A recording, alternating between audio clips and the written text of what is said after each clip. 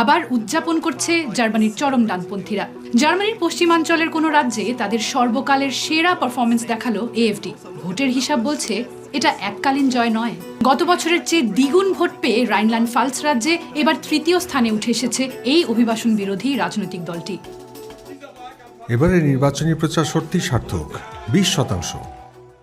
এএফডির vote bank মূলত জার্মানির পূর্ব দিকের অঞ্চলগুলো, কিন্তু এখন পশ্চিমেও আস্তে আস্তে এগোচ্ছে তারা। তার 3টি কারণ রয়েছে। তরুণদের মন জয় করতে পেরেছে এএফডি, নন ভোটারদেরও বড় সংখ্যায় ভোটদানে ফিরিয়ে আনতে পেরেছে তারা। আর এটাও কিন্তু মার্চের শুরুতে পাশের রাজ্য বাডেন-ভিউর্টেমবার্গে হয়েছিল। যে খেটে খাওয়া মানুষের ভোট এতদিন পেত সোশ্যাল ডেমোক্র্যাটরা, এবার তাও পেতে সক্ষম হয়েছে এএফডি। এই রাজ্যে 35 বছর ক্ষমতায় থেকে এমন হার লজ্জাজনক বলছেন অনেকে। এটা বিপর্যয়ের রাত ছিল। অর্থমন্ত্রী লার্স ক্লিংবেল সহ এসপিডির শীর্ষ নেতৃত্ব পদত্যাগের দাবি খারিজ করেন। সরকারে থাকা দ্বিতীয় সর্বোচ্চ দলকে এখনই আমরা বিশৃঙ্খলার মুখে ফেলতে চাই না।